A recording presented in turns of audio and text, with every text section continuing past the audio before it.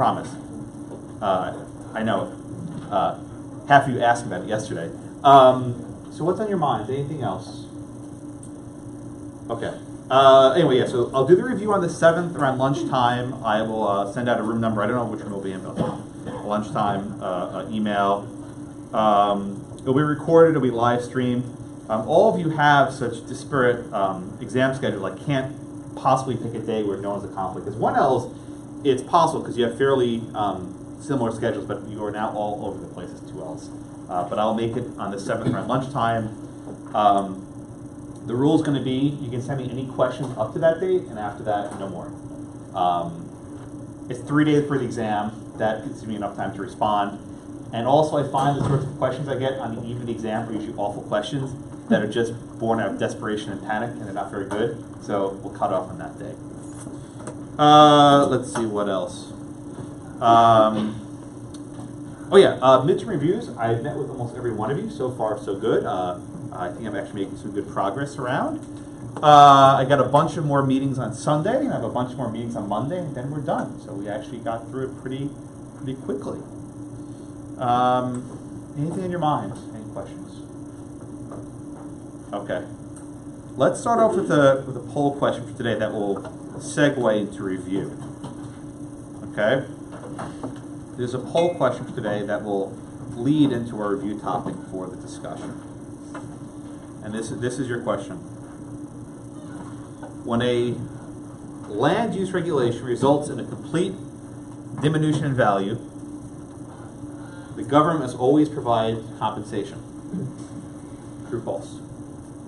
When a land use regulation results in a complete diminution in value, the government must always provide compensation.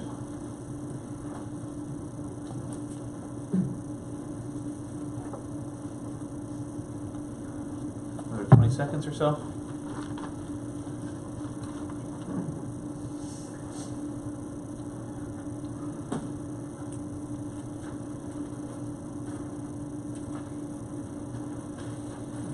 Where am I remaining? Tyler, you're up next, my friend. What's the answer here? What's your answer? I vote B. Okay, why do you say B? Well, it's referring to the Lucas test. And if they're 100% definition of value, then it's a per se categorical taking, unless that at the time of purchase, at common law there was a nuisance that the government could regulate. Lila, what's your answer there? I actually think the same. So you guys did your reading last week. That's very good. That's the correct answer, right? That's exactly right. Even if you have a complete diminution in value, if it's used to combat a common law nuisance, there's no taking. It's under the complete part. Let's see how you guys did in this one. All right, that's not bad. Yeah, no, the answer's false. This is actually one where it's not an on-the-fence question. This is a clear B. So about 70% of you. So what I want to do next is walk you through the framework of how I'd like you to approach takings questions. Okay? A couple of you asked me about this in office hours, and I've given you this, and I'll give it to everyone. The short answer is it's not a clear path. And unfortunately, you need to navigate this. But if you follow this, I think you're in pretty good shape. Okay?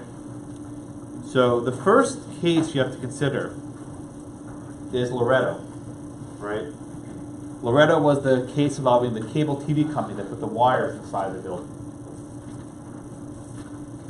With Loretto, you have to ask yourself, is there a permanent physical invasion? Right? A permanent physical invasion. If the answer is yes, you have a categorical regulatory taking. So you have to ask yourself, is there a permanent physical occupation? If the answer is yes, under Loretto, you have a categorical regulatory taking. What does it mean to have a categorical regulatory taking? There's no balancing at all. It's automatic. Compensation must be awarded. Now, it might not be much compensation. You recall in Loretto itself, where they drilled the wires in that side of the wall, the compensation was $1. That was it. But the key point is you don't have to do any sort of balancing. Everyone's through so far. Okay. The second, what's her hand? No. Okay. The second case you have to think about is Penn Coal. Now, you say, wait a minute, Josh. Penn Coal is like 100 years old. Is that still good law? Yeah, it is. Okay. So what's the test in Penn Coal? Is a land use regulation results? Actually, does not is. Does a land use regulation result in a diminution in value? Right? Does a land use regulation result in a diminution of value? Right? The answer to this question is always yes. This is why Justice Busby said, and I agree with him, Penn Coal is not very helpful. Right? This is Justice Holmes' test. Does it diminish the value of the land? This will always be a yes. Right? So the answer is always yes. There's no doubt about that. Okay? The next case you have to think about, though, is Hadachek. And again, this is an old case, but it's still good law. And you have to ask, does the land use regulation control a common law nuisance? Okay? So that was the brick case, right? They were digging bricks. They were digging clay and making bricks out of it. That makes smoke, that makes noise, whatever else. If the land use regulation is controlling a common law nuisance, right? It's police power, not a taking. Okay? If it's controlling a nuisance, a common law, this is not considered a taking. It's considered an exercise of the police power. Right? And the key point is, there's no compensation. When you have an exercise of the police power, you do not afford compensation. Orange, hand up? No, just wrapping up. That's okay. Yes. If you already know through the case facts that going back to Loretto, if there's no permanent physical invasion, do we still need to mention it? I want you to walk through it. I want you to walk through it. Humor me. Right? Because if you skip a step, you might get it wrong. If you hit all these points, you're going to probably get it right. Just humor me. It actually doesn't take that long. It's like 4 or 5 sentences. It's less work than you think once you get used to it. So you ask yourself, right, is there diminution of value? Yes. There's always going to be a decrease in value. Can you tell us how many bears something is going on? Of course not. So we decide if it is, then no. Yes. And if it's not, then no. You know what nuisances are. We covered nuisances in this class, right? I'll say, let's say there's a smokestack billowing smoke. Okay. But if you read Lucas, what did Scalia say about controlling a beach renourishment, right? Was that common law nuisance? Yeah, Scalia said no. So you need to know Lucas, we'll get there in a minute. But I'm going to give you facts, and you have to say whether it is or is not a nuisance. I don't care which way you go, actually. This is something I hope all of you appreciate. I don't have a set answer in mind. Like, let's use a midterm, for example. I said, you set up camp on the shoreline, right? I didn't say if that was the wet side or the dry side. I deliberately didn't say that. If I say wet side, dry side, you know the answer. So I framed the question that you can do either way you get full credit. Okay? But if it's a common law nuisance and you determine it is, and I'm not going to tell you you're right or wrong on that, I don't really care. You say, aha, this is police power, no taking, and therefore there's no compensation for it. Everything so far. Okay. Once you get past Hadachek, then you have to go to our questions at Penn Central. Right? Penn Central. Okay? You apply Penn Central if there is less than a complete diminution in value. You apply Penn Central if there's less than a complete diminution in value. We know from Lucas if there's complete diminution, it's a different test. But if there's less than a complete diminution in value, you go to Penn Central. right? And Penn Central, the most important factor, there's several factors, but the most important factor is the divvies, right? The distinct investment-backed expectations, right? Has the person made investments in this property? And if the regulation goes into effect, are they going to lose their return? Is there expectations that are backed up by investments, right? Do they have expectations of profit that are backed up by investing of money? If they just drew up some blueprints and they want to build a tower, that's probably not going to be enough. But is there something to back up their expectations of profitability? Now, Justice Busby said this, I said the same thing. Under the Penn Central test, the government almost always wins. Not 100% of the time, but probably 90% of the time. Once you get into Penn Central world, the government's going to win. Right? That's the way it goes. All right. Any questions there? Yes, Anthony. The Penn Central, is that if the regulation is passed after you've gotten the property, you had the expectation that you could build something? It can apply at any stage, right? But generally, if you haven't yet built, you're going to lose. There are cases where Penn Central applies to something that's already been built, and that might be a different story. Okay? Yes, ma'am. I know that's like the main factor, but do you want us to discuss all the other ones that were mentioned? You should, yeah. I mean, you should. As a practical matter, this is the only one that matters. The other ones are kind of irrelevant. So when it comes down to the word limitation, because that's my biggest concern, should we mainly focus on divvying? I probably would. Okay. I probably would. The other one, it's very rare that the case turns into other factors. The case almost always turns to divvies. That's just the way it goes. You'd be surprised. You can do it to about 5 or 6 sentences well within the word limit. So it's actually not that bad. Okay? So then we move on to our next case, number 5. Lucas. Right? This was the case involving the moratorium on building by the beach in South Carolina. Now, we know that Lucas isn't exactly good law anymore, but it was never overturned. So the Lucas test is still standing, right? Okay? If there is a complete diminution in value, is it taking? And this is Tyler's point before. Unless there's a common law nuisance, right?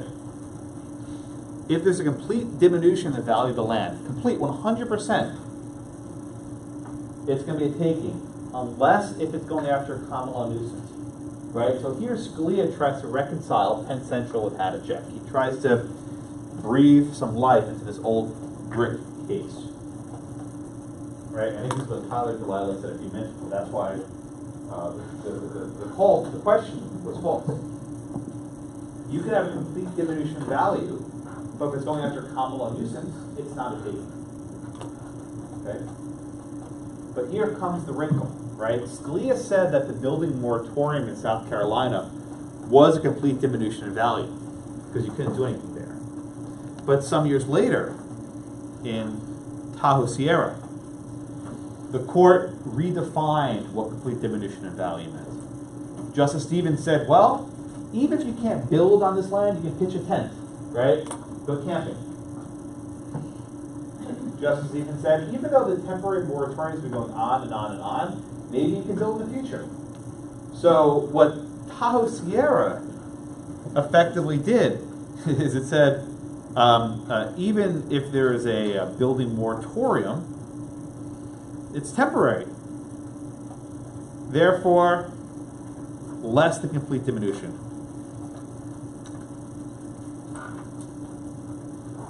And therefore, what test you apply? Someone said it. Penn Central. Penn Central. Right? So what Tahoe Sierra did is it said, even if, right? Even if there's a complete diminution in value, I'm sorry, even if there's a building moratorium, that is, you can't build, and it's temporary, okay? Because that moratorium may end at some point in the future, you have less than a complete diminution. and you go to Penn Central. Okay?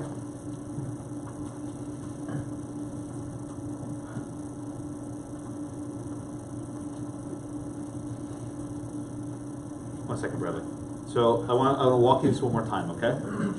Top to bottom. So when you get a case involving land use, right?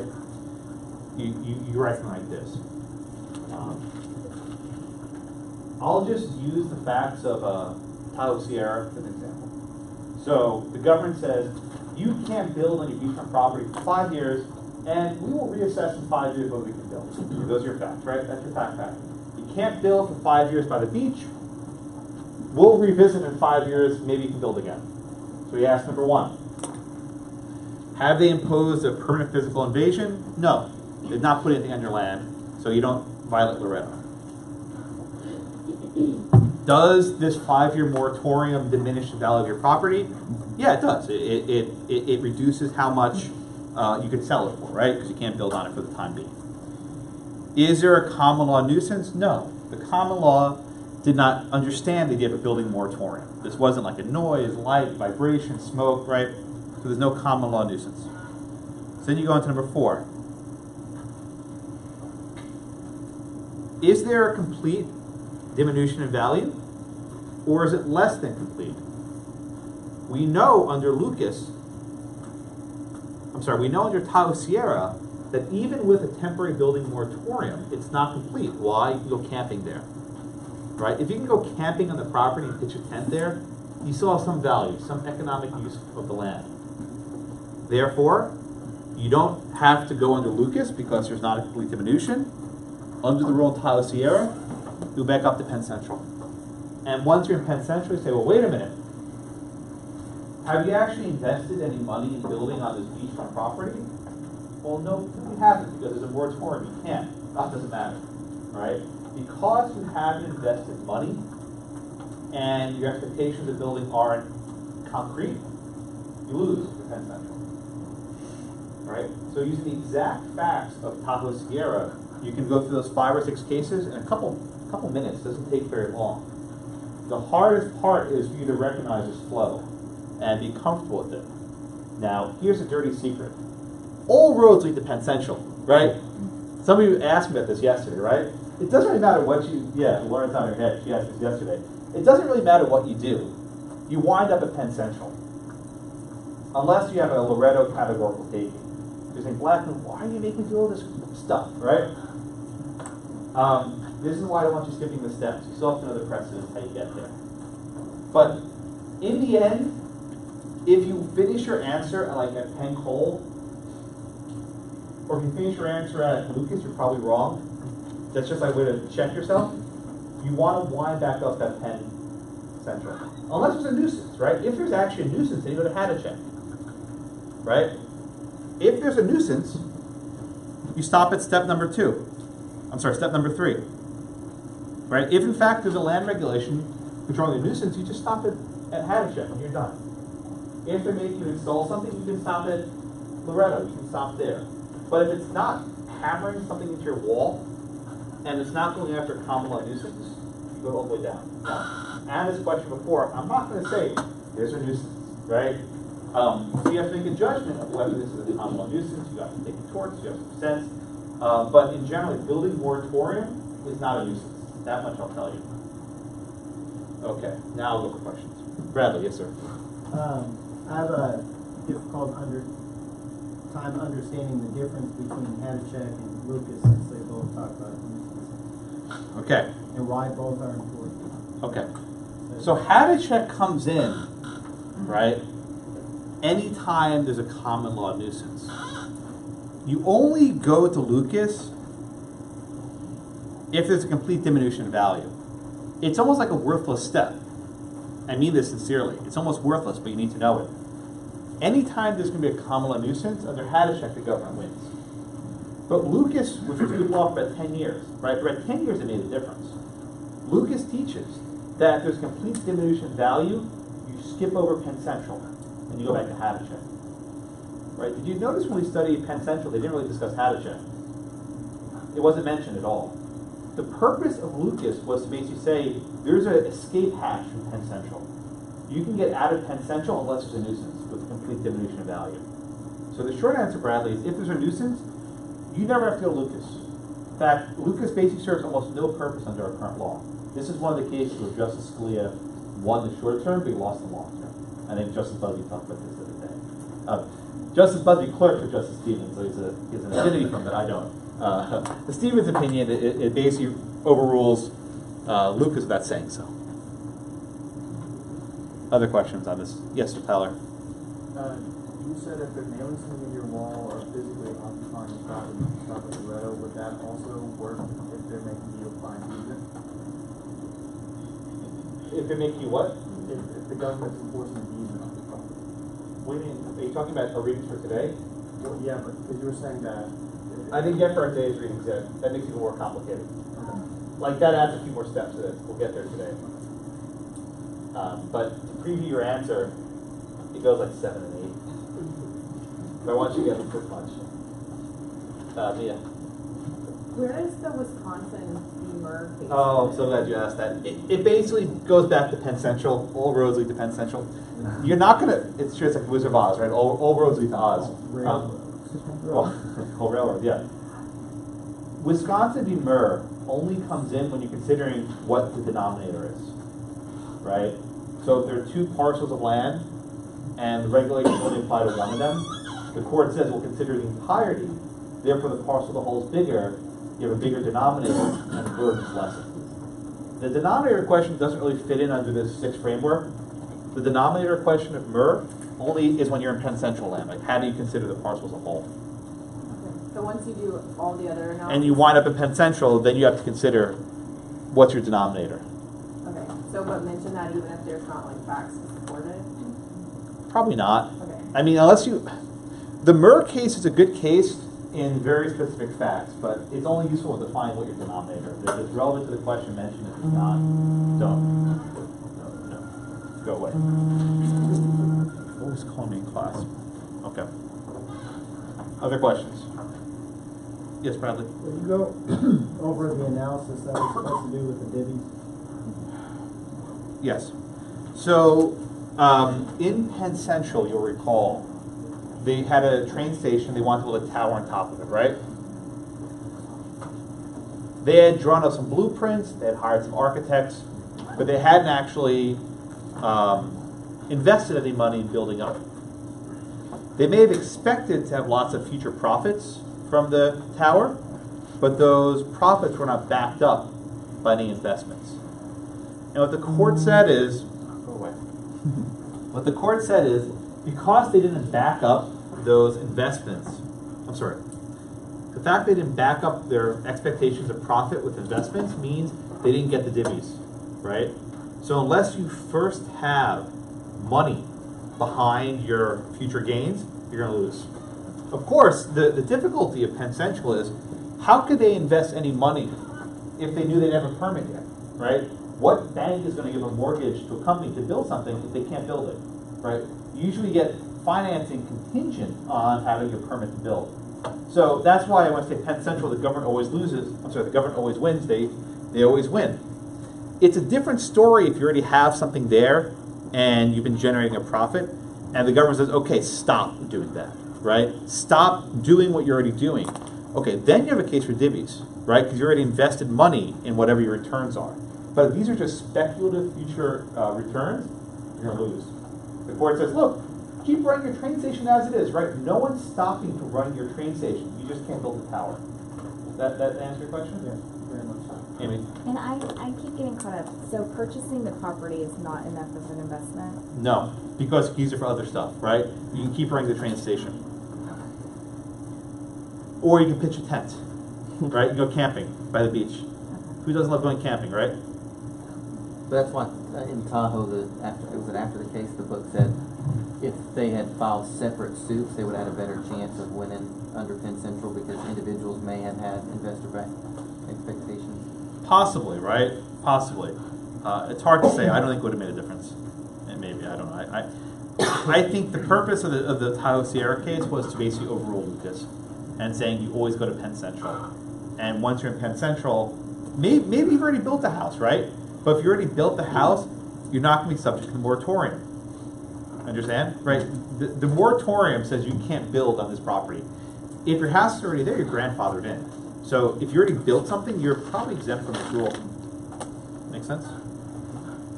Yes, sir. So spending money in preparation of building something, where do you draw the line? Like the blueprints, the architects, like? That wasn't enough. They probably put millions of dollars into researching this. That wasn't enough for the court. If it wasn't enough in Penn Central, it probably is never going to be enough.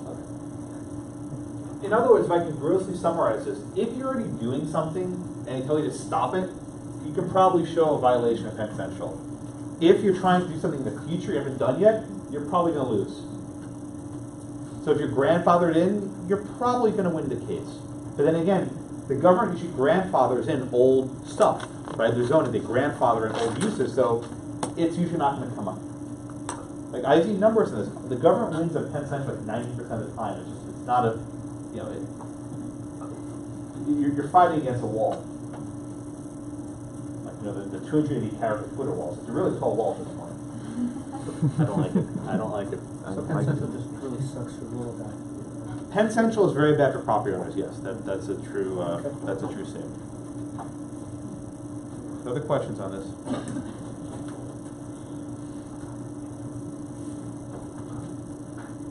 Other questions? No? Sure. All right. So let's do our next topic then. Topic for today, which is something called exactions. And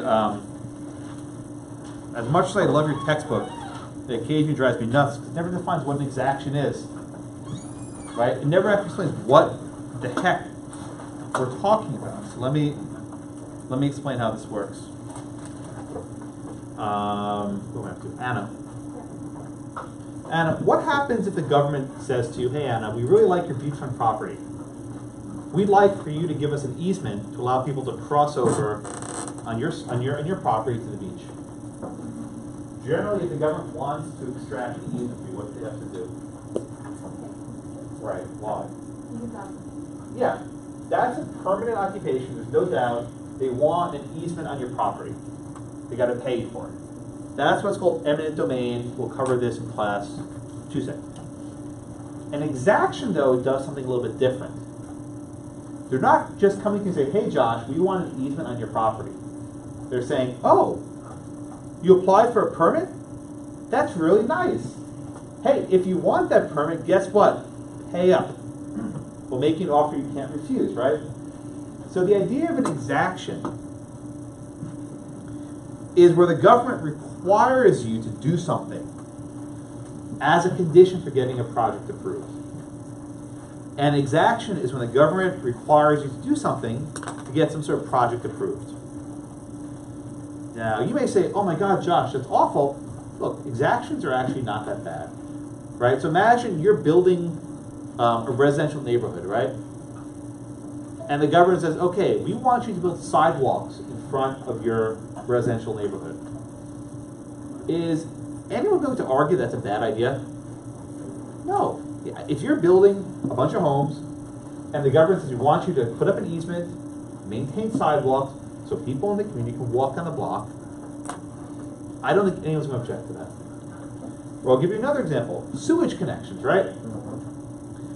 If someone's building a residential neighborhood and the government says we will give you the permits to build this so long as you give us an easement to connect sewage. That way people living in these houses have running water, right? And they can flush your toilets. I don't think anyone would object to that one either. But exactions can be abused.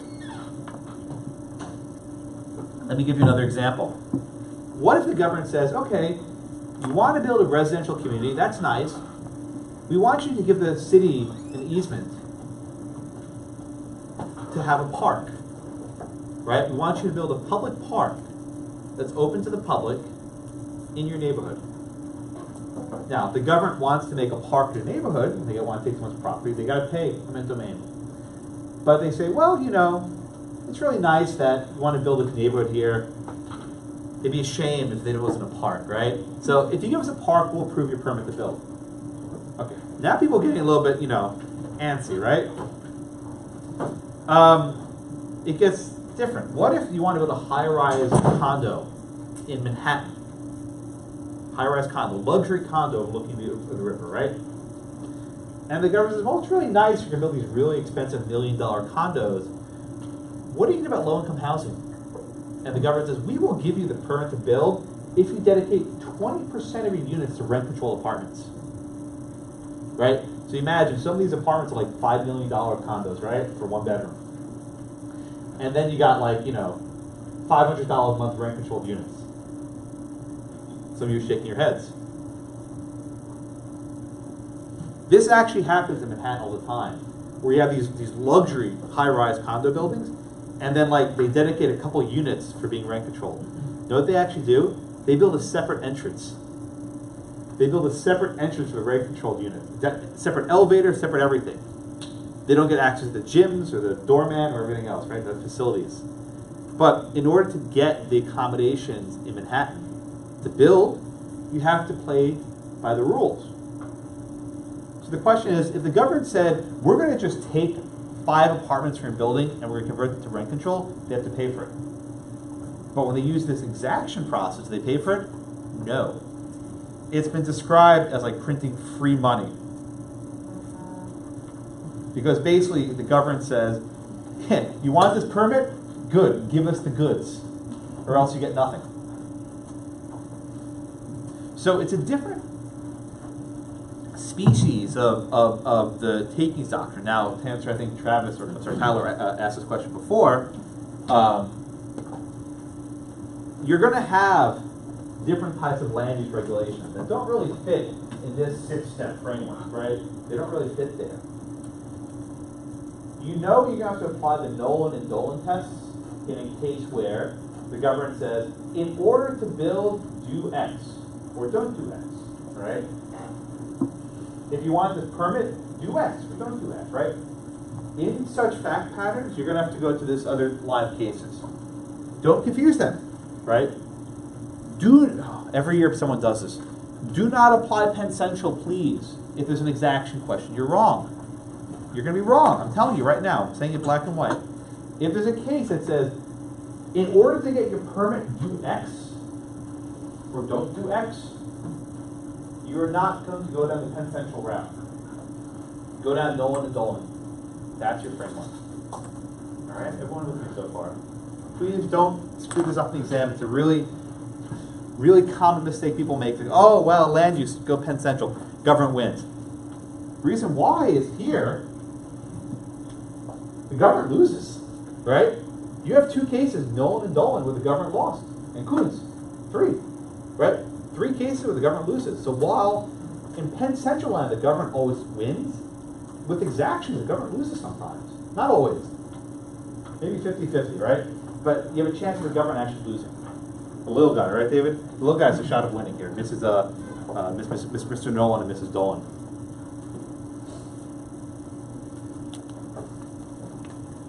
Okay, so questions on exactions, the doctrine as a whole. All right, Jillian, you next. Do I give you the facts, please, in Nolan versus California Coastal Commission? So, the Nolans own a beachfront property that Good. they've been renting out for years, mainly as like a summer rental with there was like something on the rental that they could buy Good. the house, but then eventually the house got really bad conditions, and things in order to, if they buy it, there is a requirement that they demolish it and rebuild it. Good. And then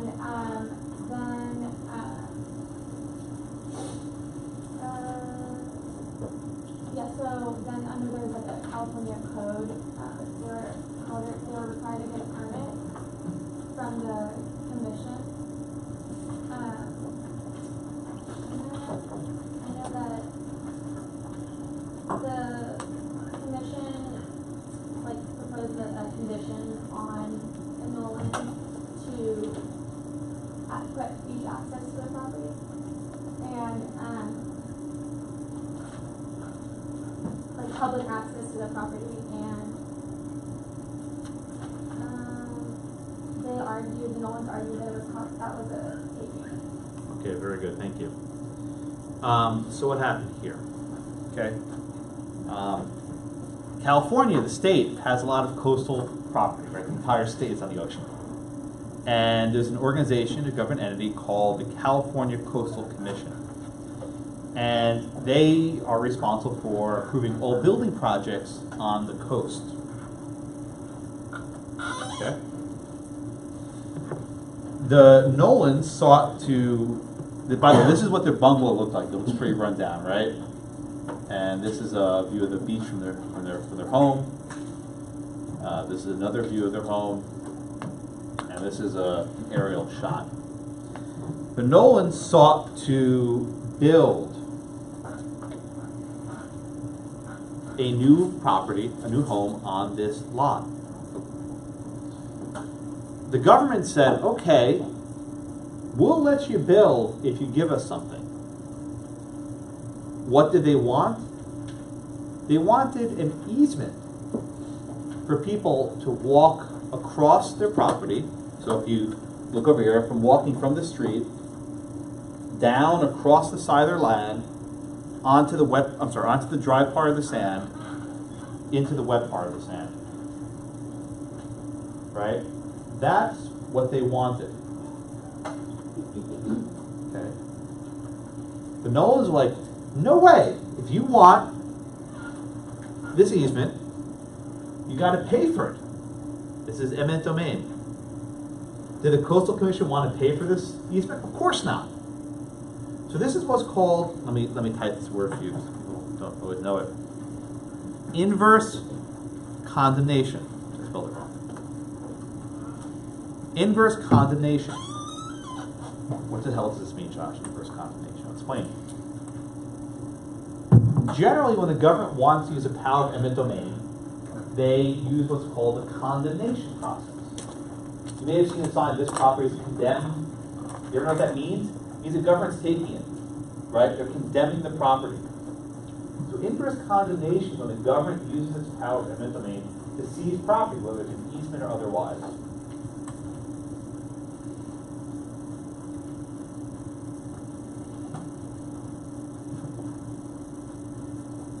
This is the opposite. This is not where the government comes along and says, aha, we want to take your property, Mr. Nolans, we're going to pay you.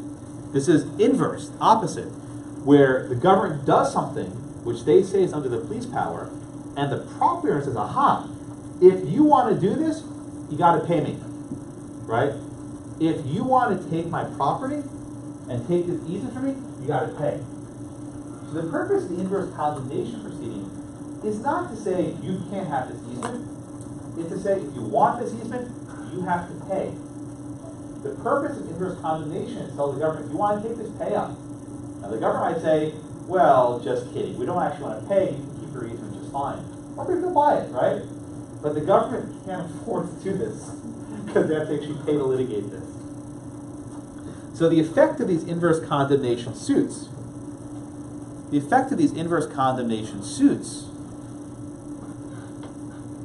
is to say, pay up or don't take the easement. That's the purpose of this lawsuit. Bradley, to answer your question? I know I would. Thank you. We're mind meld, right? Vulcan mind meld. I know where he's going. So these lawsuits are trying to say either pay up or go away. That's what inverse condemnation means. You're telling the government, if you want this, you have to pay for it. Okay, everyone with me so far? All right, so Avery, what is the government's rationale why it needs this easement across the guy's land?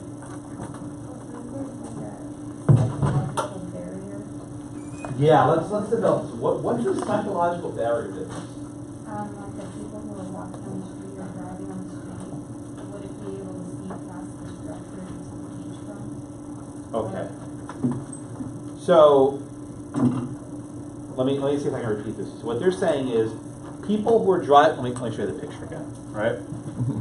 So people who are driving down the street, we're driving along, and they don't see the water, right? They see a barrier blocking it.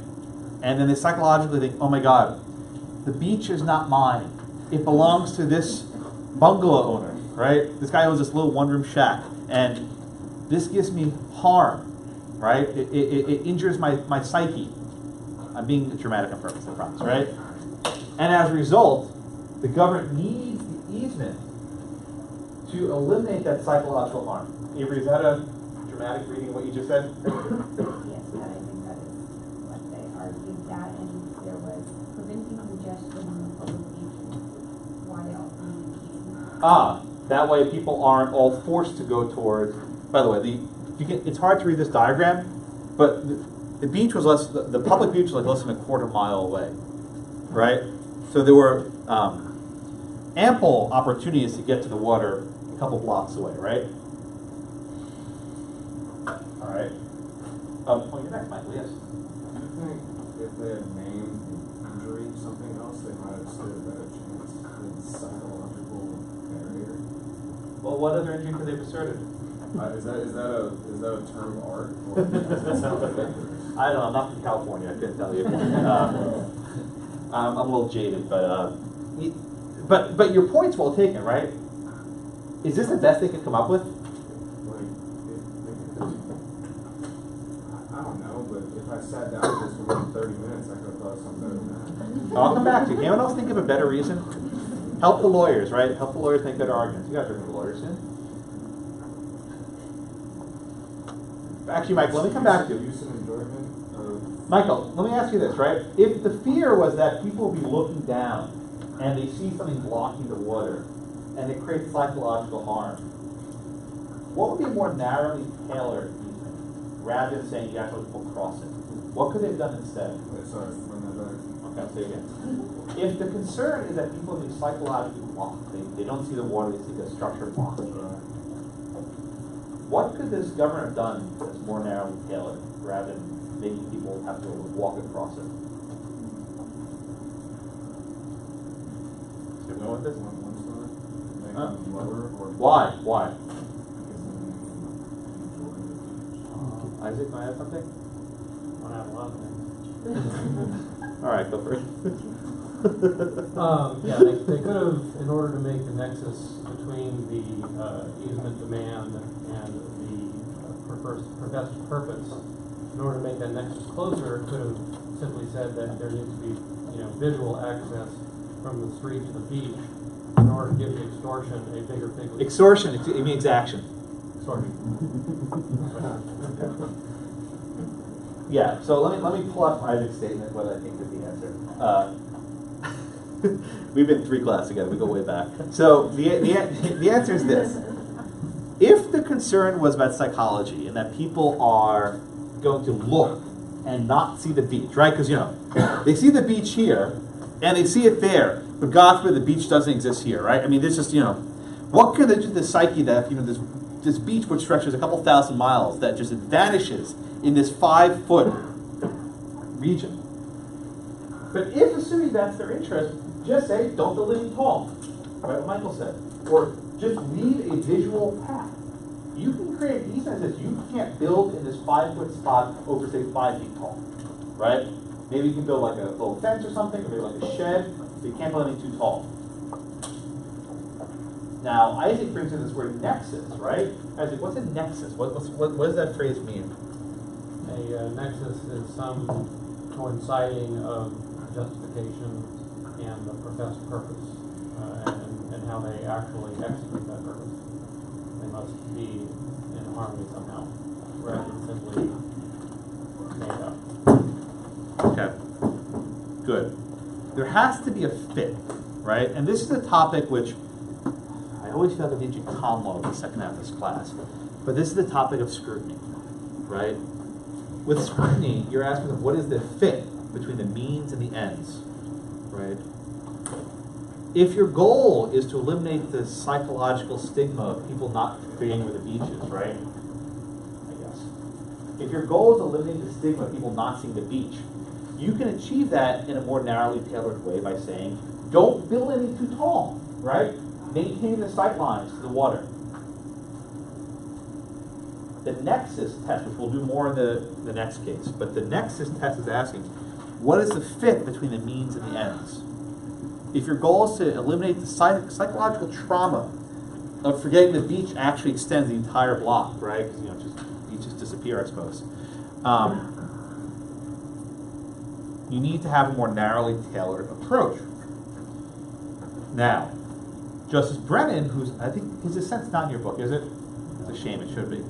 Justice Brennan makes a point of dissent saying, look, when we deal with land use regulations, we apply what's called a rational basis test. We've talked about this. If the government makes up some convoluted, contrived reason why they need this easement, that's enough. All of you are laughing at this language about psychological stigma. That passes rational basis review. So what Justice Brennan says in dissent is, why are we giving this such a rigorous scrutiny? Right? Why are we reviewing this so strictly? Okay? We should be deferential to the government. And he has a point. Generally in land use regulations, with Euclid, you give a rational basis review with zoning. With Penn Central, you basically give complete deference to the government. Why is this different from all other rights? No, she's not right. Well, why is this rule for exactions so much stricter than others? I don't know the answer. Scalia got 5 votes. But the short answer is, this doctrine doesn't fit in. And Brennan's point is saying, why is it that the government could just say, okay, Caitlin, let me ask this question. Let's say instead of requiring an easement, the government says, we are going to put a moratorium on building on the sides of your property. You can't build anywhere in your property for 5 years. And in 5 years, we'll renew that for another 5 years. Can they do that? I think they can do that. Is there anything unconstitutional about that? Saying you can't build on the sides of your properties for 5 years because we want to conduct a study on how psychology in the beach, right? How people are psychologically affected by barriers. For 5 years, you can't build anything. And then we need another 5 years for our study. Another 5 years.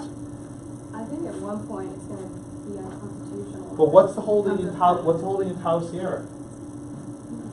What's the holding in Palo Sierra? Even if there is a building moratorium, if it's temporary, if you're less than complete demolition. Yeah. But if it's like the temporary keeps being extended. What does Justice Stevens say about that?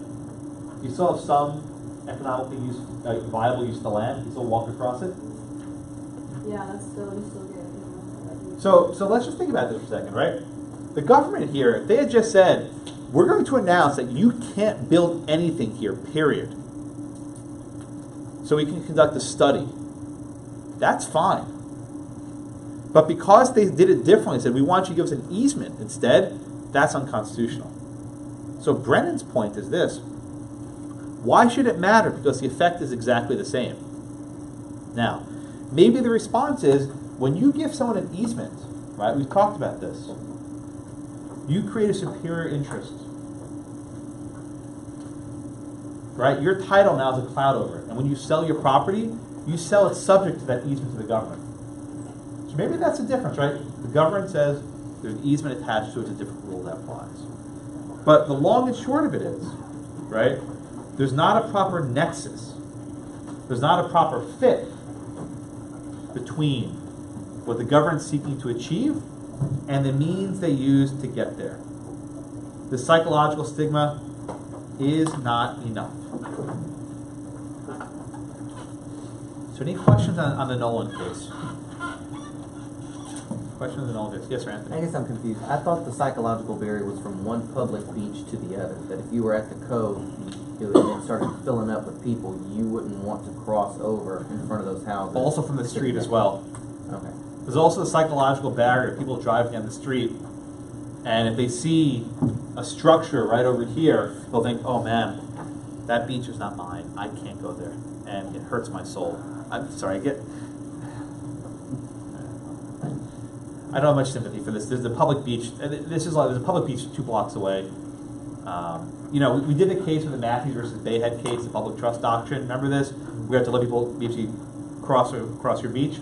There's a public beach 2 blocks away. I don't know. These decisions don't really do it for me. I wish I'd never teach a second half of this class. It would make your lives much easier. That's what we have. Okay.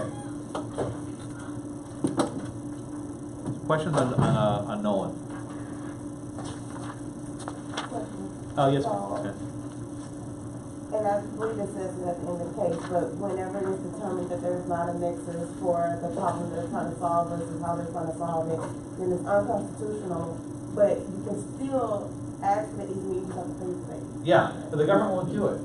Because think of this one, right? If the guy did this guy money, and did this guy money, and this guy money, this guy money, right? And there are probably thousands of houses on the coast in the same condition. Oh, so they not only have to pay it for that property, but they have to pay for. If they impose the same condition, anyone else has to pay for it. Okay. And the way the California Coastal Commission works is they're going to impose the same condition everywhere. So this decision removes from the California Coastal Commission the power to extract these easements. They're never going to pay for another money for it.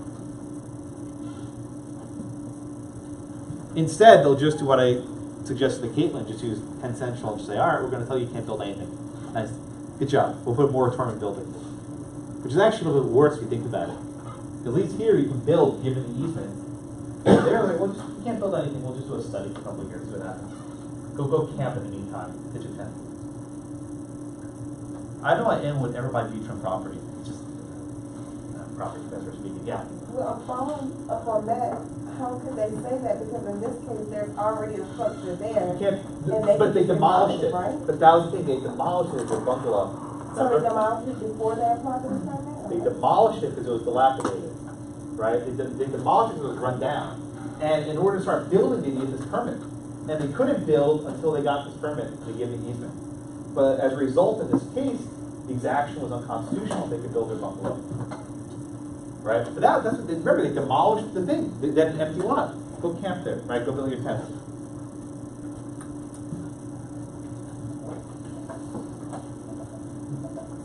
All right, what else on Nolan? All right, Paige, you want to give me the facts on Dolan, please? They rhyme, so don't confuse them. There's Nolan and then Dolan. More articles rhyme those than you would ever want to count. So, Paige, want to give me the facts, please, on Dolan? Supply store in the central business district of Thailand. And if you were located in that area, there were 3 requirements under the development code that you have to follow if you wanted to redevelop your store, which you wanted to do, double the size of the store and pave a parking lot. And so the commission there said that they would give her the permit if she improved the drainage system along the creek that was by the store, and if she dedicated adjacent land as a pedestrian pathway. What does that mean, dedicate, Paige? I guess. Anyone know what dedicate means in this context? Give it to the government, right? So thank you, Paige. Very good. So what the facts here are: the government said to Miss Dolan, Florence Dolan, Flodo, if you will, if you want to, build, improve your property and make parking spots and everything else, make your store bigger, you need to take some steps. And one of the steps is that you have to give a portion of your property to the government. What's called a 100-year floodplain, which we know all too well in Houston, right? And make sure that it's green, right? And the idea is this. Houston knows this well. When you put more cement and concrete and less dirt and grass, flooding gets worse. And when you're along a floodplain and you put a lot of concrete, the water doesn't soak and absorb into the ground. So what they said is, if you want to build this parking lot and pave, asphalt in your parking lot, you have to dedicate some land to the government. Okay? Now, Travis, what the government just said, hey, you have this land, you have a floodplain, don't build there, period. Just don't build there. Would that have been constitutional? No, they said, we are worried about flooding. We're going to say you can't build within 100 feet of the floodplain, period. Leave it green. That would fall within the police power? It would or would not? Would. Why? Why is that not a taking? Give me a case. Protecting, I guess, the public. Which case we got there? Give me a case.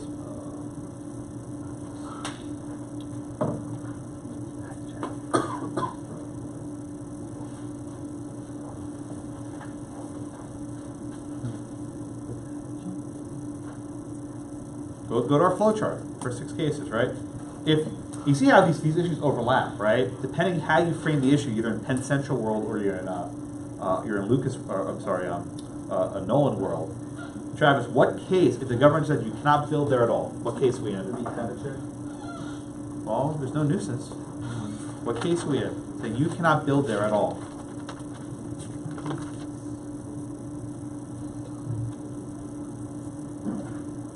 Come on, guys. We spent 30 minutes in this outside class. You have a fairly good chance of guessing. Penn Central? No. What? Oh God, no, not even close. Alex. Not Lucas. What case is now our rule saying you cannot build there? What case are we applying?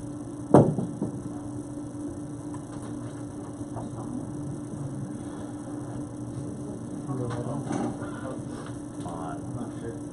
William.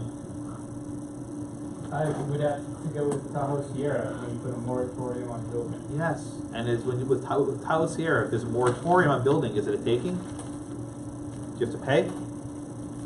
No, because they only used 5 years and that wasn't. But what if they say we're going to make a permanent position that you can't build here?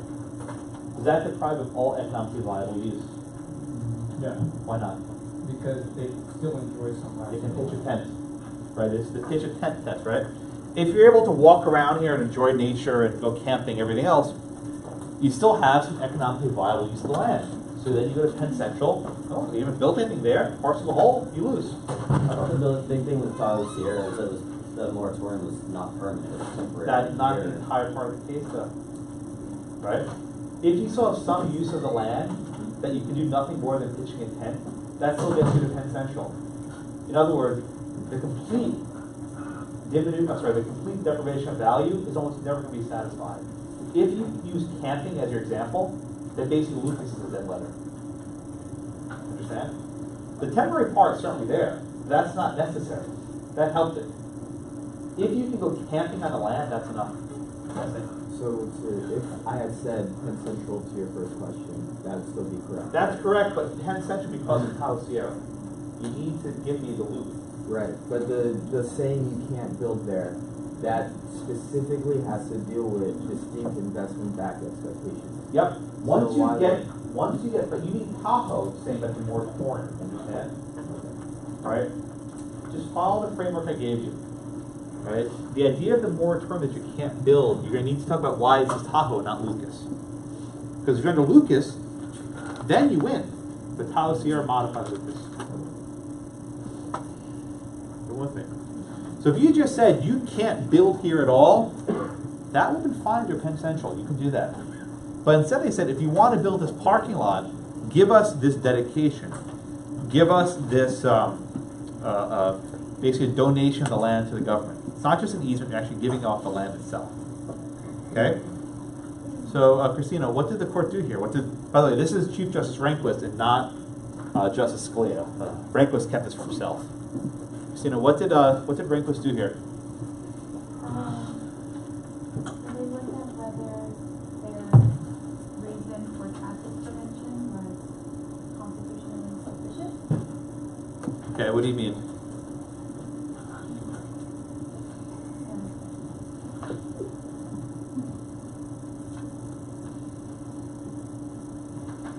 Christina, what's our test here? What test does Rehnquist give?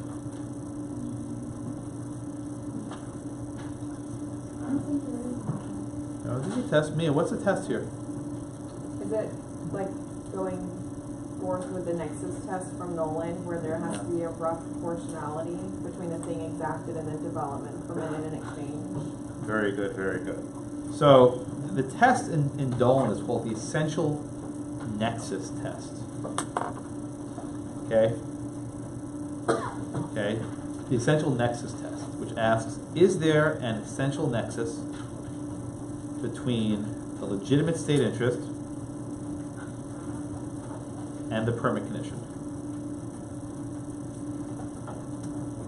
You know, what does that mean, though, in English? What's that test getting at? I think that they're saying that there has to be like a good enough reason between what this government wants to do and why they're not allowing the permit. Okay, good. So what happened here is that Chief Justice Rehnquist is trying to get some teeth to Scalia's opinion in Nolan. Nolan didn't really make the test very clear at all. Dolan tries to put some teeth in it, saying, look, there has to be this nexus, this fit between the state's interest and the permit condition. So what's the state's interest here, right? Taylor, what's the state's interest here? Well, they have two interests. They said preventing flooding on the floodplain, Okay. and then reducing traffic into the bike path. Very good. So their interests are reducing flooding and helping bicycle riders, right? Reducing traffic. Are those legitimate interests, Taylor? They are connected to a nexus, but they're not enough. Okay, good.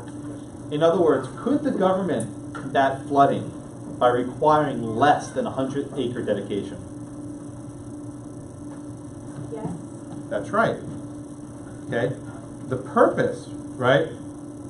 The purpose of this test is basically what you would know as strict scrutiny in common law. Could they achieve the same interest with requiring less property? They could. Could the government fight floods with requiring less? They could. Could they improve traffic conditions with requiring less property? They could. Therefore, they did not choose the most narrowly tailored means. Now, it's not quite strict scrutiny, but it looks a lot like it. The dissenters sure as hell think it is. But they have this test of rough proportionality, which I won't even try and explain to you what that means, because it's not any sort of mathematical certainty. They acknowledge that it isn't. But there has to be some sort of strong fit between what they're trying to accomplish and what the permit conditions are. They would need to make some specific findings about why this amount of land is necessary. And no such findings were made in this case. And if indeed the problem is for bicycle traffic, instead of dedicating the entire land, they could just give an easement, right, to allow bikes to cross through. Instead of taking the entire lot, maybe just the part right adjacent to the river. So what the court's basically saying here is, if you want to impose these sorts of exactions, you have to do your homework. You can't just make generalized determinations.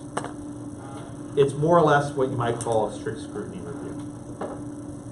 So even while Penn Central is overly deferential to the government, in the context of exactions, the government has a lot of burden and a lot to do to win.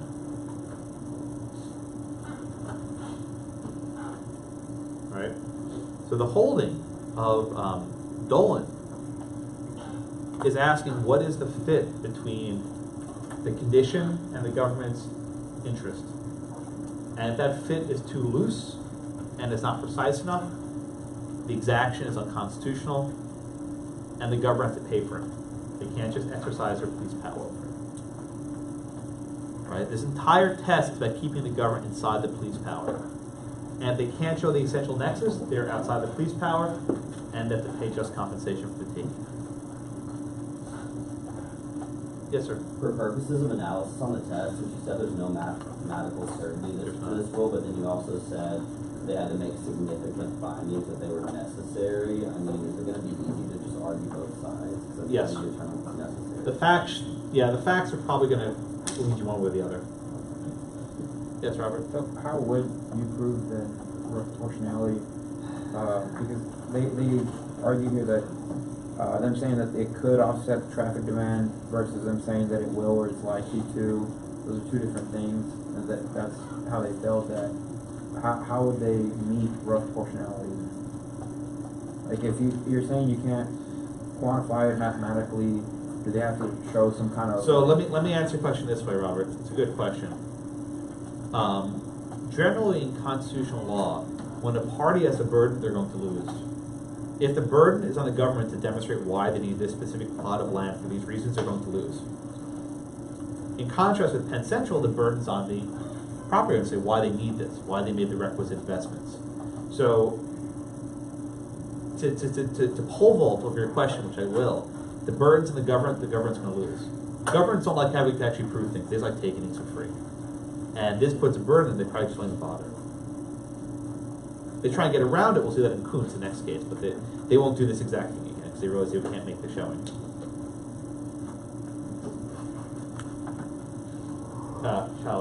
So the easement in Nolan could have fit this test from the Dolan case, that the, like, easements in and of themselves don't automatically fail. Yeah. So what if instead of asking to dedicate the entire plot of land, they just ask for a bicycle easement? I think that could survive it. It's more narrowly tailored. I think that's right. And if you have a bicycle easement, it means you can't build there.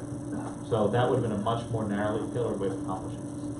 But regardless of this essential nexus, it's basically putting strict scrutiny there. That's basically what's going on here. And the government has to show with a lot of specificity why they're doing what they're doing.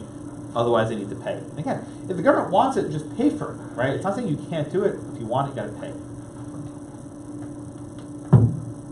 Robert? You said the bicycle easement would have been okay. I think the bicycle easement would satisfy the essential nexus as I do. It's a little bit more narrowly fit. If your concern is about bicycle traffic, just give an easement, not the entire plot of land to the government, right? If you're concerned about flooding, just say you can't build on X number of feet on the banks of this river, right? Not the entire thing. If I go back to the picture, the water goes through part of it, right? But it's nowhere near most of the land. This is a little field there. I don't think that's water.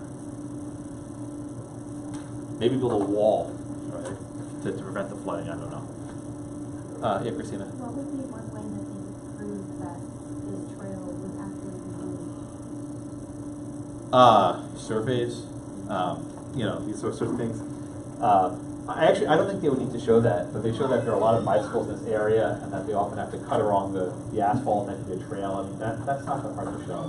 But the idea is an easement for bike path is a lot less cumbersome than dedicating the entire land to the government.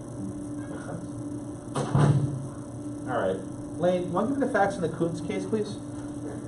So, this applies to the St. John's River Water Management District for a permit, because he wanted to develop 3.7 acres of wetlands on the property. When he applied, he offered to mitigate the loss of the wetlands by conveying 11 acres of the adjacent land as an easement for conservation. But the district declined the mitigation offer, and instead they proposed that he either reduce the size of his development to 1 acre or pay for improvements to unrelated property several miles away. And so he filed suit against the district. You see what's going on here, right?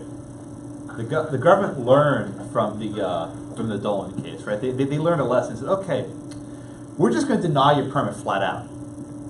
And we're going to say, well, if you want to reapply and you do this, we'll consider your permit, right? In other words, this is not Dolan. In Dolan they said, we will grant your permit if you do X. Here, they just flat out denied his permit and said, well, if you do this Y, Z, we'll consider your permit again. Dedicate some land elsewhere, give us some money, right? Put some money somewhere else.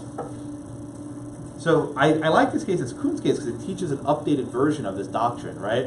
And Emma, how does the majority opinion handle this sort of different fact pattern? They say that it's not totally different from what was going on in Nolan and Dolan. That Good. is almost the same as the condition on the permit, and that the government can't try to get around Nolan and Dolan by whatever it was they're trying to do. Very good, right? So this case is basically an attempt to get around Nolan and Dolan. That's the way I would explain it. To use Isaac's word, it's still out and out extortion, right? It doesn't matter whether the government approves the permit on the condition that he turns over the easement. Or, as in this case, they deny the permit because they refuse to do so, right? The end result is this. In order for the person to build what he wants, he needs to play ball with the government, right? And the court says this is a matter of linguistics. It merely makes no difference whether the condition comes with a denial or an acceptance. Everyone see that point? So you can't get around Dolan by just flat out denying the permit. Said, okay, you guys apply again, maybe we'll consider it. It makes no difference. That's the first part of the holding. And actually the court was unanimous that Kagan and the dissenters went along with it at that point. But the second part of the opinion, Bradley, about giving off money, right? Right. What did the court do there? They said that it triggered Nolan and Dolan and that Nolan Dolan was kind of like the fulcrum of the whole case turned on. Exactly. So if you want the land, you gotta give money. Very good. So the second part of the holding said, Nolan and Dolan is not limited to giving things like easement and land, right? Nolan and Dolan extends also having to pay money. Because this is, Isaac, what would you call this one? What word? Extortion, yeah. This is flat out extortion. It's not saying give us an easement so people can ride their bikes, or give us an easement so people can walk to the beach. It's saying pay us, right? Literally, give us money so we'll let you build. So the majority says that this is a form of extortion and this is unconstitutional. But the dissent there by Justice Kagan makes a different point, right? Sabrina, let me ask you this question. What if the government says, if you want to build a residential community, we want people in your house to have sewage. We want you to give us money to connect our sewage lines to your community, right? Is that an exaction? Under the majority, is that an exaction? Well, wouldn't it have to be like an identified property interest if you want to have the sewage there? So, I feel like it would be. Yeah, Alex, what do you think? I'm sorry. So you have a development that wants to build a community, and the government says, okay, we'll give you this permit so long as you pay us money. That way we can connect your homes to our sewer lines.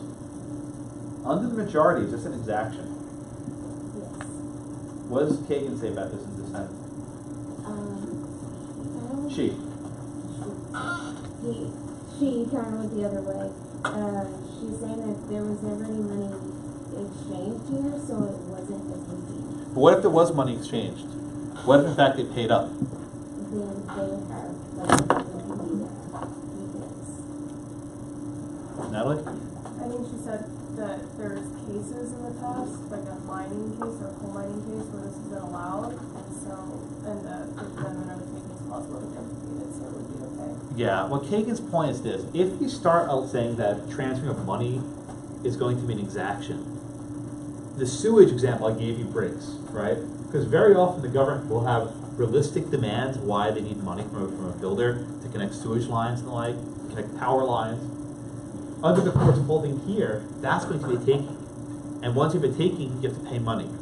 And the community may not have the money to do that. Right? The Kuntz case is good on the one hand. I think all the justices agree, 9-0, that you can't put the condition after a denial. Whether the condition is before the denial or after the denial makes no difference. But they split, I think, 6-3 on the question of whether whether the payment of money itself can be an exaction. So any questions on Kuntz? Your hand was up 2 minutes ago, David. I think I jumped over you. Was your hand up 2 minutes ago? Okay, stretching, fine. Question on Kuntz. All right, let me try to synthesize as best I humanly can this topsy-turvy doctrine, right?